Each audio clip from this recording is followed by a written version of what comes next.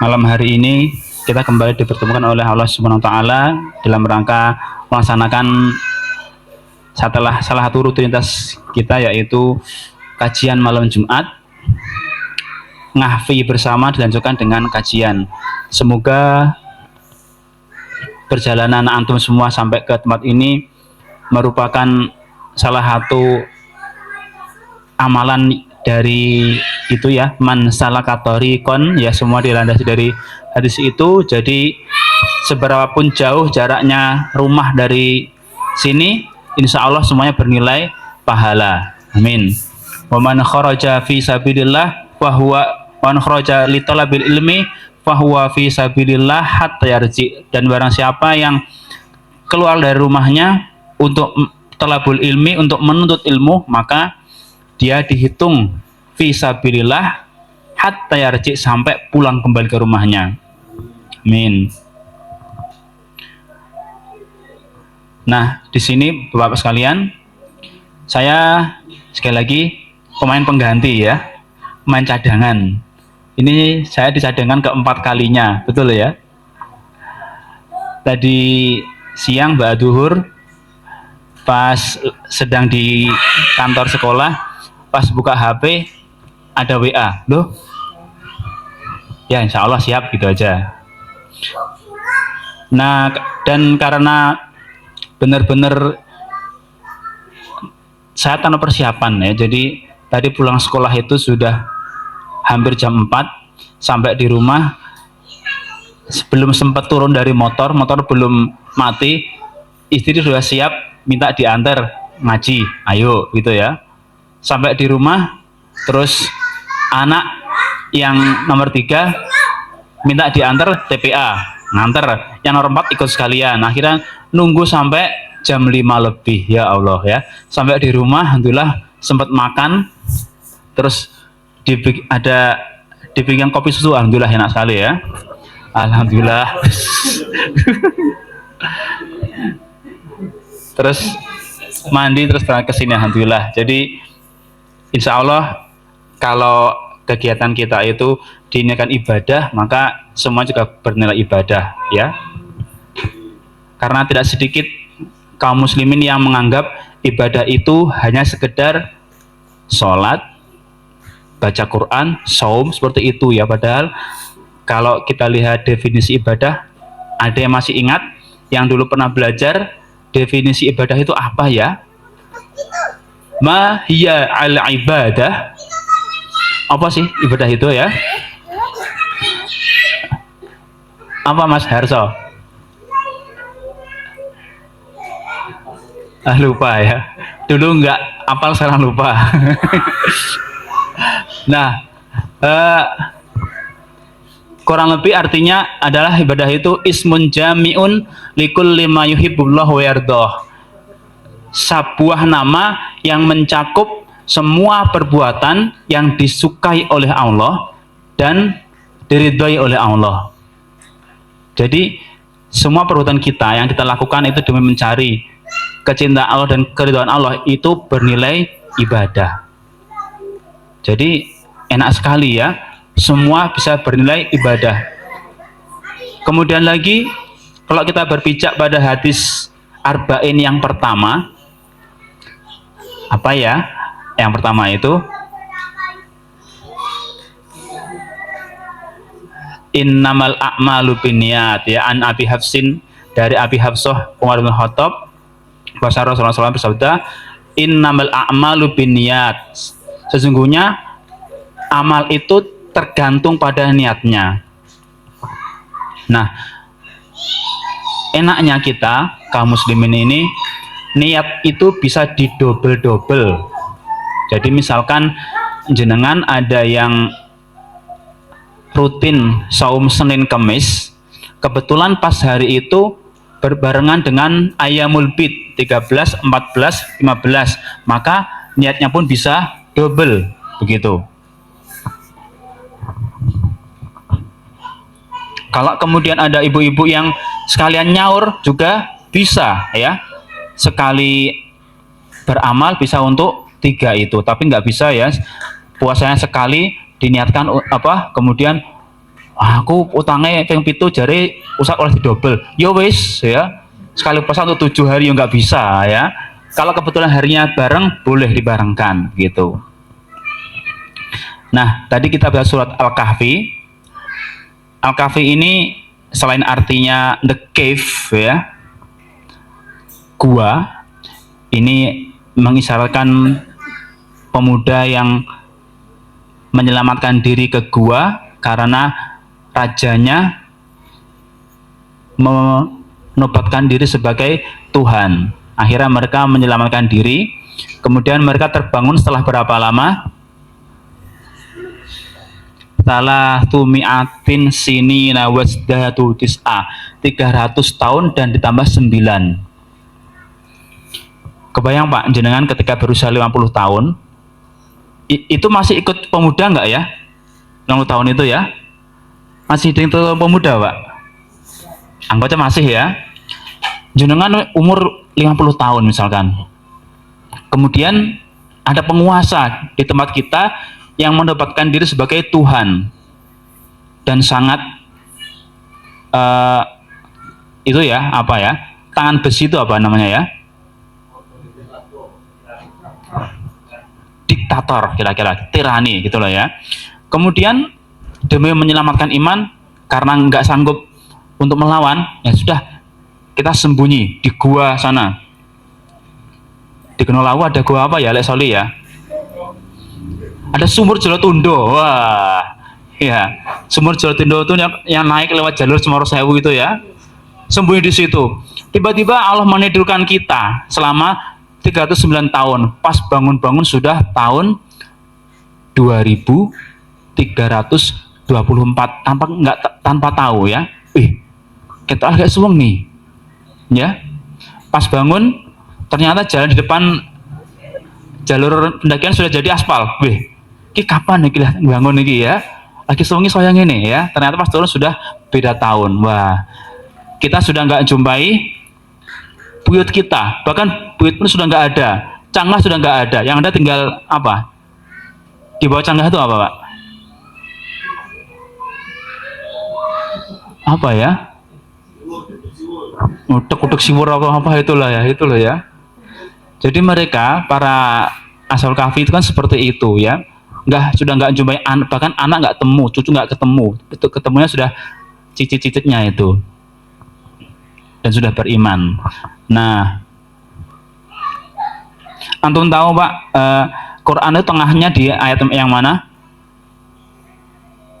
Pertengahan Quran, kalau Quran yang lama ada ditandai di surat Al-Kahfi itu ayat ke 19 yang berbunyi wal yatalattof. Nah, itu dia. Nah, Quran yang Indonesia yang jadul ditandai itu pertengahan Al-Quran begitu. Baik, saya sedikit mau ini ya, karena ini memuat banyak sejarah. Quran itu memuat banyak sejarah, tapi Quran bukan kitab sejarah gitu ya. Seperti Al-Quran terdiri dari kisah. Pada ayat-ayat terakhir surat Al-Kahfi, Allah mengisahkan tentang Dzulqarnain, seorang penguasa masa lalu yang kekuasaan sangat luas sekali, yang dari barat sampai ke timur. Di ayat ke-90 saya bacakan, a'udzubillahi minasyaitonir rajim, bismillahirrahmanirrahim, hatta idza balagha matli asy-syamsi, sampai ketika perjalanan ini Zulkarnain dan apanya ya, dan rombongannya ini sampai di matil asy-syamsi, tempat terbit matahari, berarti di arah mana? Arah timur banget ya. Wajadaha, mereka mendapati di sana itu tattali'u ala qaumin lam naj'al lahum min duniha sitra, mereka mendapati kaum yang tidak memakai pakaian. Kalau kata para ulama mufasir, nggak pakai pakaian. Kira-kira Pak, hari ini daerah mana ya? Daerah timur sana nggak pakai pakaian. Papua ya. Nah, ajaibnya bukan ajaibnya ya. Eh, ada seorang Muslim explorer ya, seorang penjelajah Muslim yang bernama siapa? Yang mengarang, bukan mengarang ya, beliau menyusun kitab Ar-Rihlah. Catatan perjalanan beliau dibukukan. Beliau adalah Ibnu Battutoh. Ibnu Battutoh ini beliau sempat berkunjung ke sana, ke negeri Muslim yang ada di timur jauh sana ya. Beliau mengatakan di pulau ini itu mereka nggak pakai baju. Nah, kalau kita orang Indonesia langsung tahu, oh itu adalah pulau Papua, dan nggak pakai baju itu dalam bahasa Arabnya adalah Aryan. Aryan. Jadi artinya telanjang. Nah, karena seperti itu ya, artinya pun jelek, akhirnya Presiden Indonesia yang paling paham bahasa Arab mengubah namanya menjadi Papua. Dulu namanya adalah Irian, dari Aryan, telanjang Pak, nggak pakai baju. Siapa? Pak Gus Dur yang merubah namanya. Dulunya Irian Jaya diganti jadi Papua, seperti itu, supaya lebih santun. Jadi kurang lebih yang dikunjungi oleh Dzulkarnain dalam lawatan itu ya, ke negeri-negeri yang beliau kuasai itu sampai ke Papua. Kemudian lanjut ke tadi siapa? Ibnu Battutoh. Beliau sempat mengunjungi pulau di mana di situ ada kerajaan Muslim pertama di Indonesia yang sangat besar. Kerajaan apa namanya? Samudra Pasai. Ada di mana? Di Aceh. Samudra. Karena beliau lisannya Arab, tidak bisa mengucapkan samudra, bisanya samutrah, akhirnya jadi Sumatera namanya. Dalam kitab beliau ditulis pakai tok ya, Sumatera. Akhirnya sampai sekarang orang menyebut dengan Sumatera. Dan nama lain Sumatera apa? Zaman dulu Pulau Andalas. Dari mana kata Andalas itu? Ibnu Battutoh mengatakan karena pulau ini bergunung-gunung seperti di Andalus, maka disebut dengan Andalas. Andalusia, Spanyol sana bergunung-gunung. Jadi yang menamakan di sini itu bukan orang lokal ternyata ya. Kemudian beliau sempat berkunjung ke sebuah danau terbesar di Indonesia yang ada Pulau Samosir di tengahnya. Danau apa itu? Toba. Itu juga bahasa Arab loh. Toba, dari Toyib, Toba, Matoba ya. Wih, bagus sekali ini. Bahasa Arab juga. Disebutkan juga di kitab Ar-Rihlah itu. Masya Allah. Jadi Indonesia ini sudah jadi objek yang menarik sejak dahulu kala.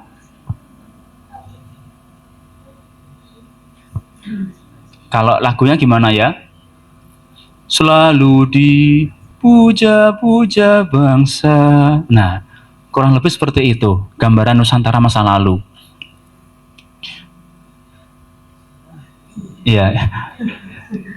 Yang dulu pernah sekolah di SD negeri, di SMP pasti tahu dengan lagu itu ya. Ternyata memang seperti itu, Indonesia dari dulu sudah menarik sekali. Kemudian kalau kita lihat ini kok malah ke sejarah nggak apa ya Pak ya? Baik. Kemudian kalau saya menyebutkan tahun 1453, apa yang pertama kali terbetik di pikiran antum? 1453. Apa itu? Konstantinopel, ya. Betul, ya. Itu adalah tahun tepatnya di bulan Mei, tahun ketika pasukannya Muhammad Al-Fatih berhasil kemudian masuk ke gerbang Konstantinopel dan menguasainya. Menguasai ya, bukan menjajah ya. Nah, kemudian wah, ini dari dulu saya sebenarnya pengen nyoret-nyoret sebenarnya, tapi nggak ada. Media di situ, nanti yang di sana, kalau di sini kan enak ya.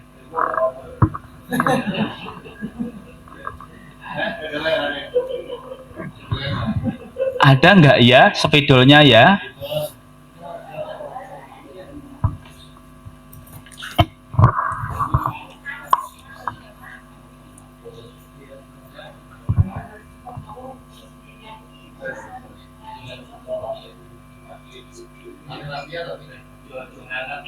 Uh, saya kalau cuman lewat menggambar lewat kata-kata nanti jenengan malah gambarannya kemana-mana ya.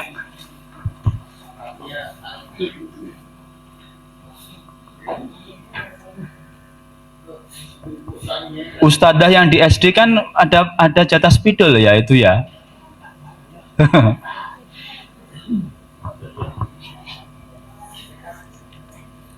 Baik, langsung itu ya. Jadi Konstantinopel atau yang sekarang disebut dengan Turki, dulunya itu adalah ibu kota Romawi Timur atau disebut dengan Bizantium. Nah, wilayahnya mana? Dulu wilayah Bizantium yang timur itu adalah termasuk wilayah Syams. Jadi Syams yang sekarang jadi 5 negara ya. Ada Suriah, ada Yordania, ada Libanon, ada Palestina. Satunya negara yang maksa ada, Israel. Nah, itu ya. Maksa ada. Nah, itu sekarang Syams, negeri Syam menjadi 4 negara lah ya. Nanti Israel disebut negara, nanti yang protes ya. Jadi 4 negara itu. Nah, Syams ini dulunya masuk bagian dari situ. Tapi kemudian ketika zaman Khalifah yang disebut dengan Amirul Mukminin pertama kali yaitu Umar bin Khattab, kemudian berhasil, wah, apanya kecil nggak apa, alhamdulillah.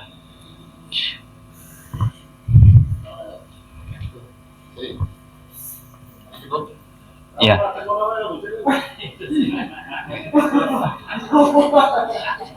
Ini bukan tersangka loh ya.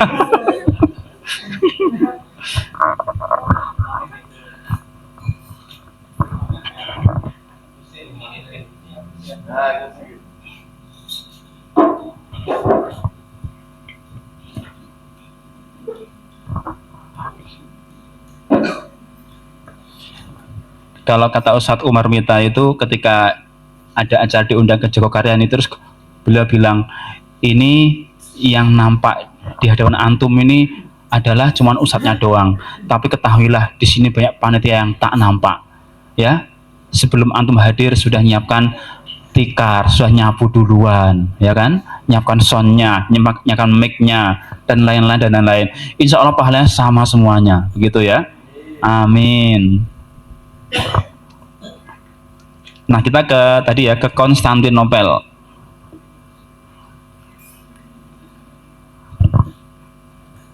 Nanti kalau yang kurang dekat bisa di zoom ya Pak ya. Kayak nonton opera masa lalu ya pakai gini ya.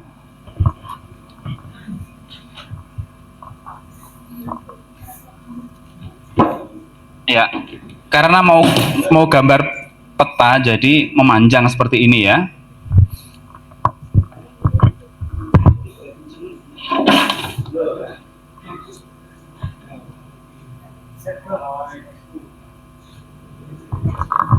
Nah, ini ya, ini kurang lebih ini Eropa ya, Eropa, kemudian ini Afrika ya. Kemudian sini Jazirah Arab, India dan Sumatera, kemudian Indochina. Nah, di mana letak Konstantinopel? Ada di sini ya. Turki ada di sini. Ini menghubungkan, dulu merupakan jalur perdagangan rempah-rempah dari Nusantara sana, dari Far East, dari timur jauh sana. Yang kemudian ketika 1453, kemudian Sultan Muhammad Al-Fatih mengkat semua jalur perdagangan dari Nusantara ke Eropa. Akhirnya apa? Tahun 1453 Konstantinopel berhasil dikuasai, kemudian 493 ya, 492 terjadilah peristiwa Reconquista di Spanyol, yaitu orang Muslim pilihannya kurang lebih sama dengan yang terjadi pada Ashabul Ukhdud. Kamu mau apa? Tinggal di sini sebagai orang Kristen atau mati di Spanyol ya. Runtuhnya kerajaan terakhir itu kerajaan Granada. Nah, pada jaraknya jauh ya. Jadi orang-orang di sini yang dipimpin Ratu Isabella itu seolah-olah balas dendam terhadap perlakuan kaum muslimin yang ada di sini. Semenjak inilah kemudian terjadi perjalanan 3G, Pak. Apa itu? God, Gospel, Glory. Mencari gold, mencari emas beneran. Gospel, menyebarkan Injil karena mereka nggak terima dengan kekalahan di perang salib. Karena ini hitungannya perang salib juga. Kemudian Glory, mereka pengen punya kekuasaan yang semakin luas lagi. Akhirnya dimulailah ekspedisi karena jalur ke sini sudah nggak bisa, mereka mencari jalur sendiri ke timur jauh. Akhirnya ke sini ya, karena belum ada terusan Suez di sini, harus muter ke Tanjung Harapan di sini. Ya, mampir ke sini, sudah sampai di India. Di India, loh, harganya masih mahal. Berarti bukan dari sini tempatnya. Nyari berarti timur lagi ya, timur. Akhirnya sampai ke Indonesia disebut dengan Hindia Timur Indonesia. Betul ya? Nah, itulah awal mulainya kolonialisasi di dunia. Jadi dari Eropa ada yang ke timur langsung, ada yang ke barat terus ya. Kemana? Akhirnya ke Amerika, Columbus dan lain-lain. Yang di timur gelombang pertama sampai di Malaka, ada yang tahu? Tahun 1500-an ya, awal abad ke-16. Di sana Portugis sudah sampai Malaka, orang Portugal. Kemudian disambut oleh kapal dengan kekuatan super, kapal dari Nusantara. Kalau jenengan sufi, suka film maksudnya ya, itu ada dari Jepara, ada seorang ratu yang sangat terkenal, zuhudnya luar biasa, dan beliau juga loyal terhadap hartanya. Disebut dengan Kanjeng Ratu Kalinyamat ya. Dari Jepara beliau mengutus ekspedisi untuk menghadang Portugis di Melaka sampai 2 kali. Sekali ekspedisi itu 150 kapal perang sudah berlapis besi. Orang Portugis heran, di meriam nggak mempan, Masya Allah ya. Tahun 1500-an, jauh padahal di dunia yang diakui kapal perang pertama pakai besi itu adalah punyanya Inggris. Padahal Nusantara sudah pakai dari Ratu Kalinyamat tadi. Nah, akhirnya setelah terjadi kolonialisasi di Nusantara, Sultan Muhammad Al-Fatih juga merasa apa? Merasa iba, loh, gara-gara aku nutup perdagangan dari Nusantara ke Eropa. Akhirnya seperti itu, makanya akhirnya banyak perlindungan dari Kesultanan Turki Utsmani menjaga para pedagang dari Nusantara ke Turki Utsmani, dilindungi Pak, pakai benderanya masih sama dengan bendera Turki hari ini, yang merah ada bulan sabitnya seperti itu. Nah, kita sedikit mengenal sejarah.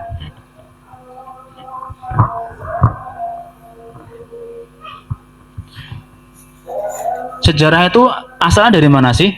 Sejarah. Bahasa apa itu? Bahasa apa itu? Bahasa Arab ya, dari syajarotun, dari pohon yang berakar kuat. Makanya kita harus, katanya ya, jas merah ya, jangan tinggalkan sejarah, jangan pernah lupakan sejarah, karena mengakar kuat ya. Asluha sabitun wa far'uha fis sama, begitu ya. Akarnya menghujam kuat dan cabangnya bisa ke atas. Nah, hadirin sekalian, dari situ tadi kita jadi tahu ya, ternyata perjalanan kolonialisasi di Indonesia seperti itu tadi.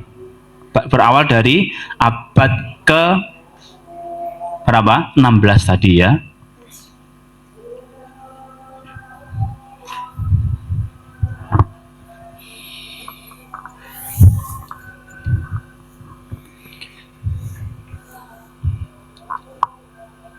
Sebentar ya.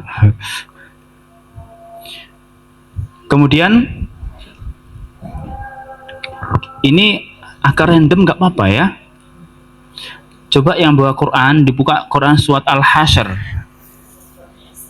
Nah, biasanya pengajian kalau tanpa oleh-oleh itu gimana gitu ya, kalau cuma pengetahuan doang. Silakan dibuka surat Al-Hasyr.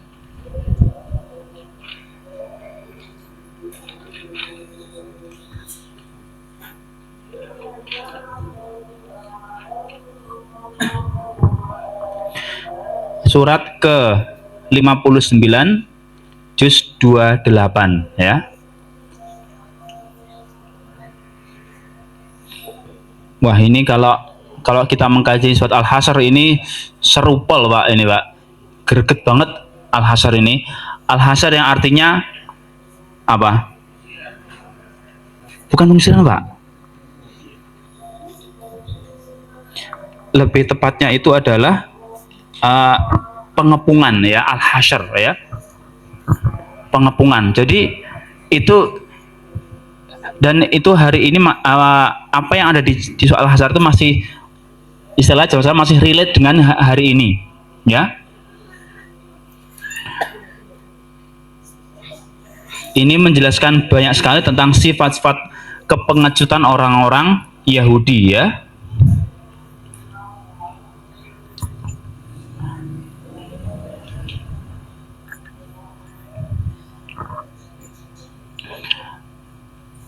Coba jenengan lihat yang ayat 14 ya, sebelum la yuqatilunakum jami'an, mereka itu tidak akan memerangi kamu secara bersama-sama. Siapa ini? Yaitu orang-orang Yahudi ketika dikepung ya, dihasar di benteng Khaybar. Illa fi quram muhasanatin, kecuali di negeri-negeri yang berbenteng atau miwaro ijudur, atau dari balik tembok. Ba'suhum bainahum syadid, permusuhan di antara sesama mereka itu sangat hebat. Tahsabuhum jami'an wa qulubuhum syatta, kamu kira mereka itu bersatu padahal hati mereka terpecah belah. Hari ini kita dapati orang-orang Yahudi masih seperti itu. Mereka tidak berani face to face dengan Hamas yang ada di Palestina. Mereka disebut dengan orang mereka punya IMI, itu apa itu? Israel Military Industry. Punya pabrik senjata yang hebat, dan mereka punya senjata yang begini Pak. Dari balik tembok itu bisa begini. Kalau ini pistol ya, ada handle tambahannya begini, ngek, ada kamera di sini. Kalau sudah pas, jedar begitu. Kenapa seperti itu? Saking pengecutnya mereka. Ini disebutkan di sini ya, au min wara'i judur, atau dari balik tembok. Nggak berani kalau mereka face to face dengan kaum muslimin, nggak berani. Dari dulu seperti itu. Kalau kata Ustadz Budi Asari, demi Allah Pak, perang dengan orang Yahudi itu nggak seru. Ya, nggak seperti perang dengan sesama orang-orang Arab ketika mulai perang Badar. Ada yang namanya mubarozah. 3 orang kaum muslimin maju, 3 orang kafir maju. Perang dulu di depan. Bacok-bacokan. Setelah selesai, baru kedua pasukan tempur semuanya. Kalau orang-orang Yahudi enggak. Tadi, min waro'i judur, dari balik tembok mereka, dari balik benteng mereka.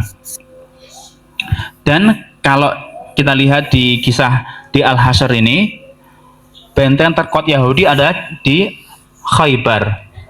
Nah, mereka dari dulu Yahudi ini,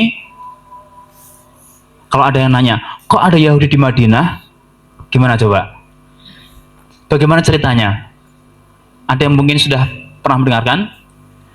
Jadi dari ini ya, padahal orang-orang Yahudi dengan orang-orang muslim itu dulunya adalah masih sedulur nggih. Terus mboten? Nggih kok ragu-ragu ya. Dari mana coba ayo? Yang membuat orang Yahudi benci banget sama kaum muslimin apa coba? Dari pertama, akar sejarahnya dari mana? Semua berasal dari seorang nabi yang disebut dengan Abul Anbiya, bapaknya para nabi, yaitu siapa? Nabi Ibrahim. Nabi Ibrahim ketika menikah dengan istrinya yang pertama siapa namanya? Sarah, ya. Kemudian sampai beberapa lama belum mendapatkan keturunan. Ketika beliau berkunjung ke Mesir dengan segala kisahnya, kemudian Raja Mesir ngasih hadiah kepada istri beliau tadi, seorang budak yang cantik. Ada yang mengatakan ini adalah anak raja yang bernama siapa?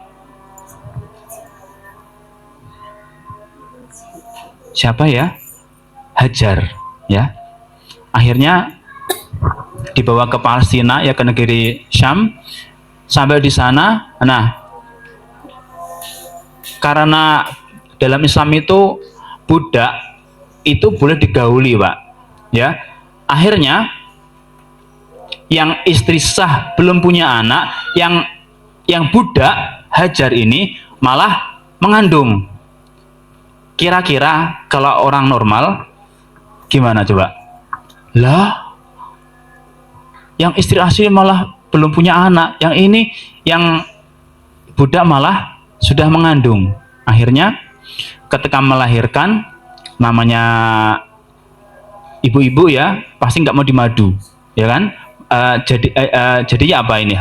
Jadi kalau dalam fikih disebut dengan umul walad. Dulunya budak digauli oleh majikannya, ketika melahirkan dia disebut umul walad dan dia bebas bersama dengan lahirnya anak itu. Akhirnya tadi ya Ismail dengan Hajar atas perintah Allah, Nabi Ibrahim mengungsikan ke middle of nowhere, ya, di negeri antah berantah di Arab. Karena apa? Ya, orang Yahudi mengira nanti keturunan nabi terakhir itu akan turun dari terahnya dari Sarah ini. Dari Sarah lahirlah Nabi Ishak, wa min wara Ishak Yakub, ya. Setelah Ishak punya anak Yakub, dari Yakub lahirlah yang 12 anak tadi, ya, 12 anak. Anak ke-11 namanya Yusuf, anak terakhir namanya Bunyamin. Yang ke-12 ini akhirnya menjadi 12 suku Yahudi yang tinggal di sana. Tinggal kembali di Palestina sana, ya. Kemudian setelah Yahudi panjang kisahnya, mereka banyak dikalahkan. Kemudian dua suku dari Yahudi, mereka yang sangat meyakini kabar di Alkitab mereka, menyambut kedatangan Nabi terakhir di Madinah. Jadi begitu, Pak. Jadi kabar di Taurat mereka itu, Nabi terakhir akan muncul di kota yang bernama Madinah. Makanya mereka sudah bercokol di Madinah jauh sebelum Ansor sadar kalau di situ bakal ada Nabi terakhir. Jadi begitu. Terus kemudian ketika muncul Nabi terakhir itu bukan dari terahnya istri yang sah, malah dari istri yang jalurnya tadi, Hajar tadi, nggak terima. Lah kok sokokai? Jadi irinya sudah dari awal-awal dulu. Akhirnya mereka merangi Nabi Muhammad seperti itu, ya. Nah, kemudian bagaimana ceritanya mereka bisa kalah di benteng Khaybar?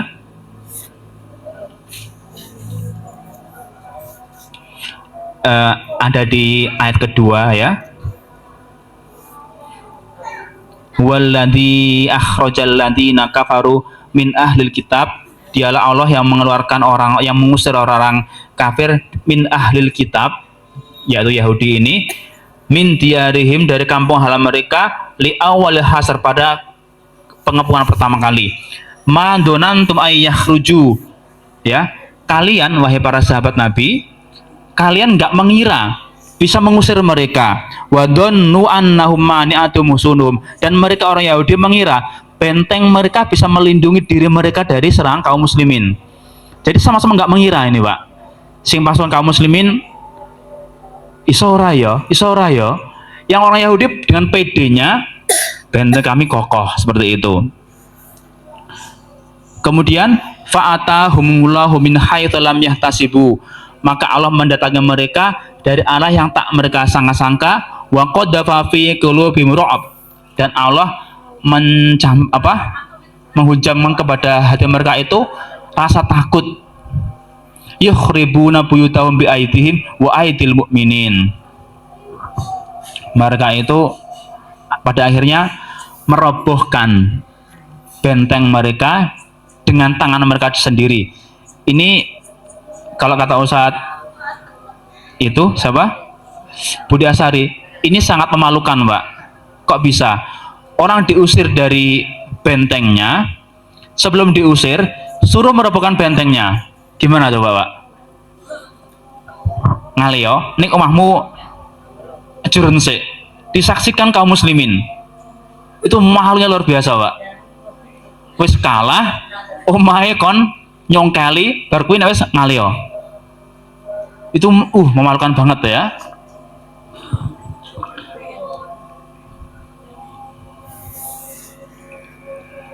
Nah, kemudian di Khaybar itu Rasulullah SAW punya pasukan elit ya, yang bisa menembus pertahanan Yahudi di Khaybar.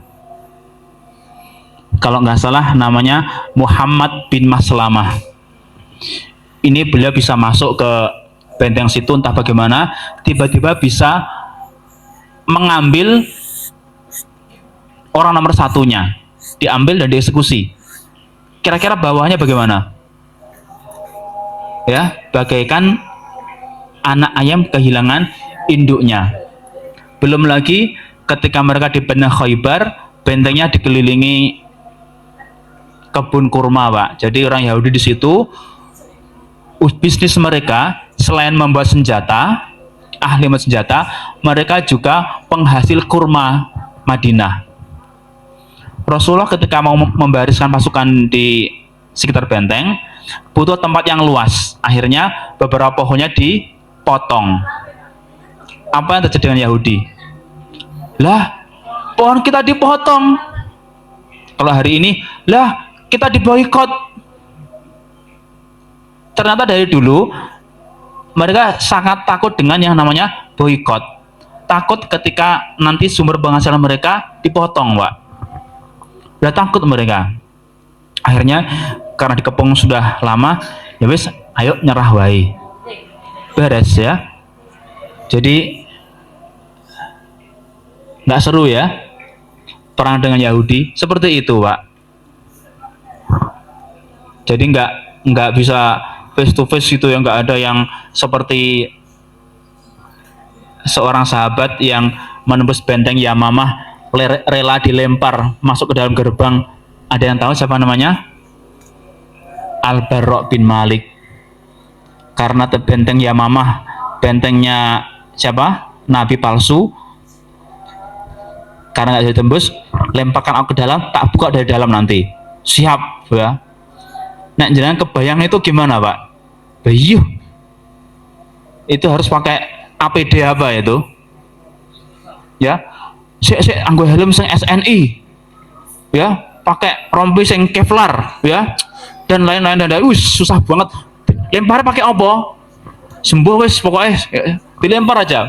Beliau lempar ke dalam, tahu-tahu pintu terbuka, krek, sudah terbuka lah medan Yamamah untuk mereka. Luar biasa sekali ya. Perangnya dengan sesama orang Arab itu seru ya, ganas gitu loh ya. Sama Yahudi gitu doang, Pak. Ya, potong pohon nyerah mereka. Boikot nyerah. Kemarin saya lihat di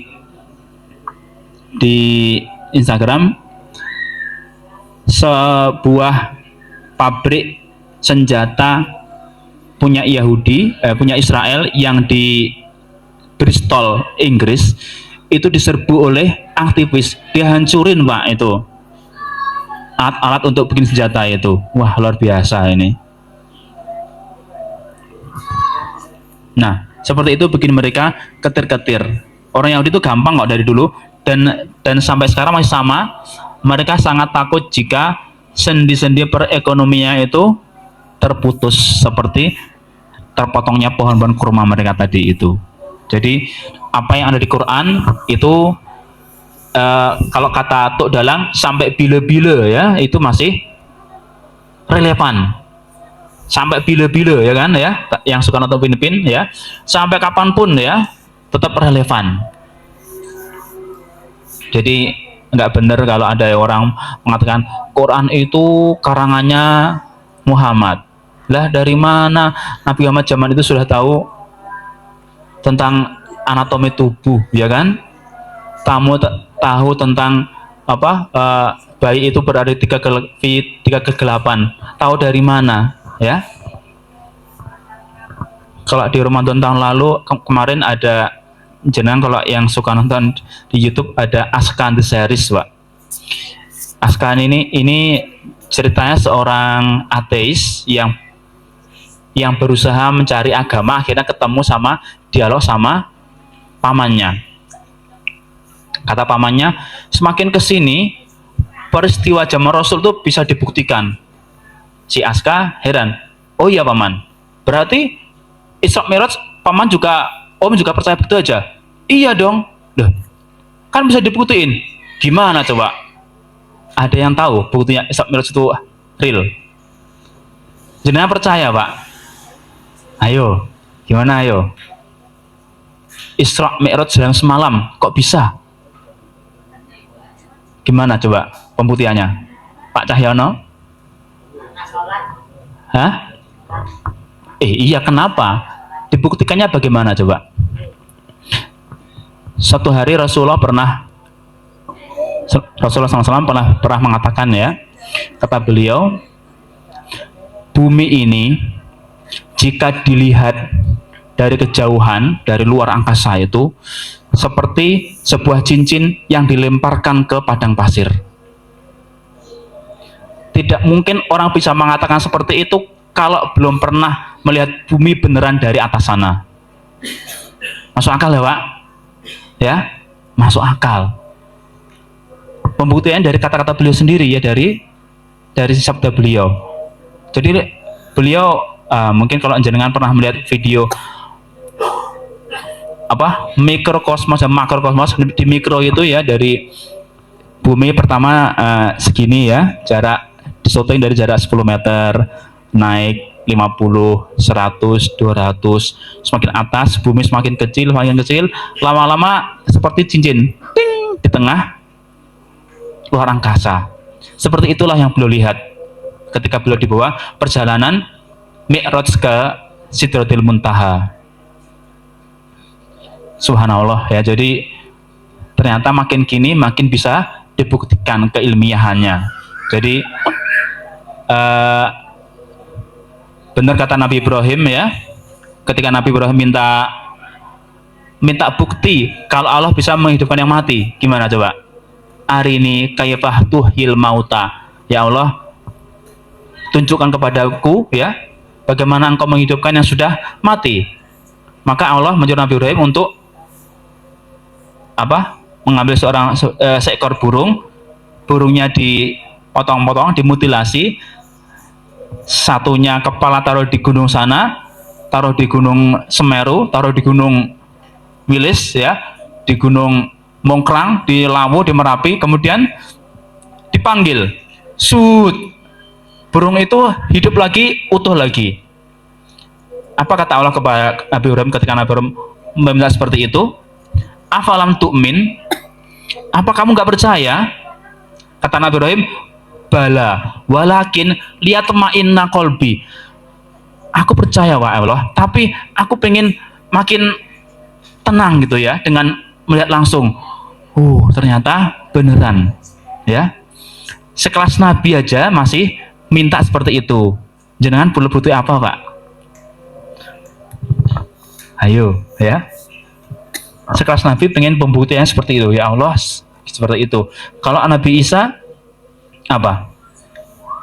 Angzil alaina ma'idatan minas sama, turun kepada kami hidangan dari langit.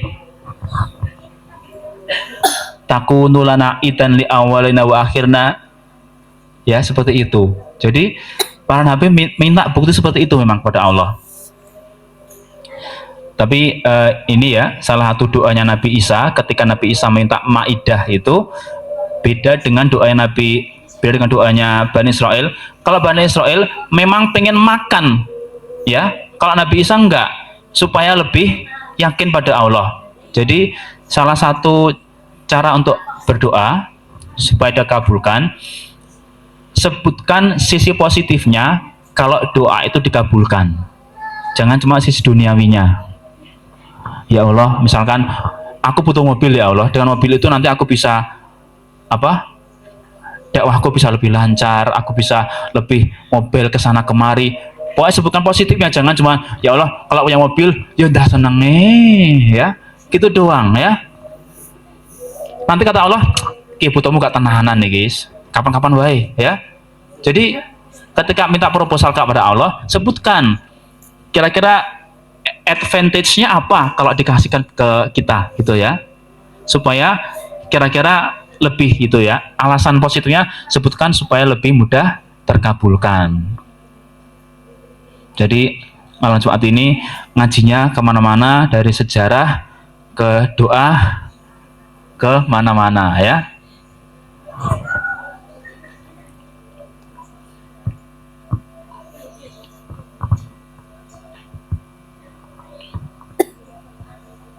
Cukup ini.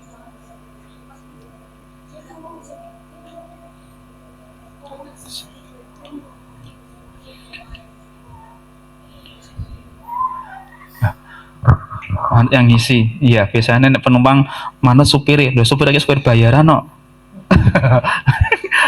Nah penumpang begitu ya.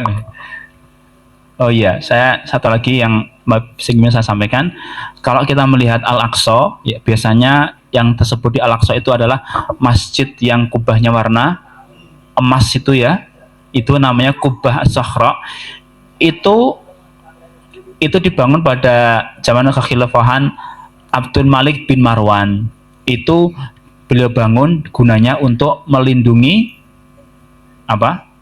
melindungi batu yang digunakan pijakan Rasulullah SAW ketika peristiwa Isra Mi'raj. Ketika Mi'raj mau pelencung ke atas langit itu, beliau berpijak ke batu yang ada di situ, Kubah Sakhra. Sakhra itu adalah batu, jadi di dalamnya ada batu ya, digunakan untuk itu. Jadi bangunan itu bukan Al-Aqsa. Al-Aqsa adalah masjid yang di sebelahnya yang kubahnya warna biru tua gitu ya. Jadi komplek Masjid Al-Aqsa ada Kubah Sakhra, ada itu tadi ya, Masjid Al-Aqsa sendiri yang kubahnya warna biru. Ya jangan lupa kita doakan saudara kita yang di Palestina. Nah nanti kalau panjangan lagi, jangan tahu Pak tentang Ismail Haniya, kok bisa meninggal di Teheran? Ada apa coba? Ada apa? Apakah karena Iran tidak punya Iron Dome seperti Israel? Tidak, Pak. Iran dari dulu tetap Syiah, ya. Dan Ismail Haniya, beliau adalah biro politik Hamas yang akan menjalin hubungan dengan siapapun yang rela membantu perjuangan Palestina, nggak peduli itu Syiah sekalipun, ya. Itu perlu kita catat. Tapi menurut orang-orang Iran, Ismail Haniya ini bermuka dua. Dia membela Sunni di Palestina, tapi juga tidak mau membela Bashar Assad di Suriah yang Syiah, ya. Akhirnya ketika di Teheran berada di Istana Kepresidenan ya, masih di situ, tahu-tahu ada rudal meluncur dari Israel bisa tepat di tempat beliau menginap. Padahal Iran punya persenjataan, bahkan punya nuklir yang sangat canggih, bahkan lebih canggih dari punya Israel. Iron Dome-nya canggih, tapi bisa tembus sampai ke tempat tinggal beliau itu. Ternyata Syiah dari dulu memang tetap Syiah, ya, tetap pengkhianat seperti dulu. Ketika kaum muslimin mau menembus jantung Eropa, sudah sampai di Wina, Austria, ternyata ada pengkhianatan Syiah, akhirnya nggak jadi meneruskan ke Eropa Barat. Ada Syiah di balik itu semua. Kalau jenengan tahu bahasa Inggrisnya pembunuhan apa ya? Murder. Ada lagi assassin. Ya, assassin itu adalah dulu mereka adalah orang-orang Syiah yang elit, yang mereka membunuh tokoh-tokoh kaum muslimin dengan elit seperti itu. Akhirnya sekarang seorang pembunuh bayaran, seorang hitman dikenal dengan the assassin. Ngeri sekali ya. Jadi sejarah Syiah seperti itu, Pak, supaya kita tahu. Demikian yang bisa saya sampaikan, semoga bermanfaat, menambah insight kita. Subhanakallahumma wa bihamdika asyhadu alla ilaha illa anta astaghfiruka wa atubu ilaik. Kurang dan lebihnya saya mohon maaf. Wal akhir, wassalamualaikum warahmatullahi wabarakatuh.